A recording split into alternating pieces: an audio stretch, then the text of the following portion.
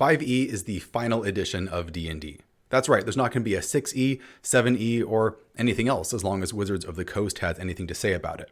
We know this from the recent trailer for One DnD, Wizards' next big initiative, where Chris Perkins explicitly says that they no longer think of D&D as the kind of thing that has additions, but rather as a simple, solid set of rules that might get tweaked over time, but will always largely remain the same.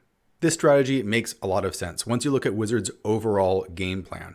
Rather than completely overhauling the rules every 5 to 10 years, as has been done in the past, Wizards is now trying to create a completely new business model for tabletop role-playing games, one that doesn't hinge on selling new rulebooks and instead hinges on selling an experience.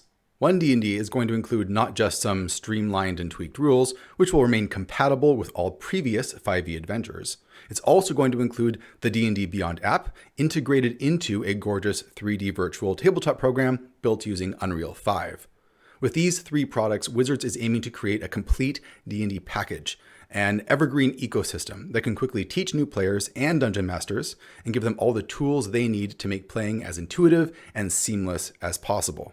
In other words, they're aiming for total dominance of the RPG market, even more so than they do already, since most other RPGs will look confusing and difficult by comparison to new players. Of course, it will also allow them to charge monthly subscription fees to a player base of potentially millions, providing the kind of reliable, long-term income stream that most RPG publishers can only dream of. Interest in D&D has risen steadily since the 5e release, accelerating even faster during COVID, and Wizards is clearly looking for a way to lock in this new fan base. I feel a lot of this new strategy is based off of what Wizards has learned from their other best-selling game, Magic the Gathering. Magic doesn't have additions. They don't throw out the rules of Magic and come up with a new set of rules every decade. The cards that you can buy right now in a store are perfectly compatible with the cards published 30 years ago. The rules of Magic have slowly been tweaked over time, but never so much to make it a completely different game, as has been done so often for D&D. In the same way, Wizards wants the kids playing D&D today to be able to pick up the game for their own kids 30 years from now and still have it be essentially the same. They're building the groundwork to capitalize on fan nostalgia decades from now.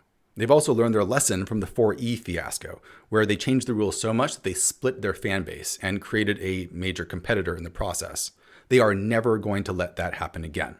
The 5e rules are popular and only getting more so why would you make any major changes? Instead, you double down on giving the players more of what they want, and you build a platform that can grab as many of the new people discovering RPGs as possible. You also increase the value of your adventures by promising to keep them compatible forever, and at the same time, you reward your long-term customers who bought into 5e early on. Under Wizards' new strategy, the traditional churn of throwing out all of your unsupported D&D books and then rebuying them again is over. Much like Magic the Gathering, the company is promoting a new collecting mindset. 5e adventure books are still going to be fully playable when you have grandkids. Better collect them now before they go out of print. You'll play them eventually, right? Well, what do you think? Is Wizards' new strategy going to pay off for them, or does the game really need regular overhauls to stay relevant? Let me know in the comments below. Thanks for watching. See you guys next time.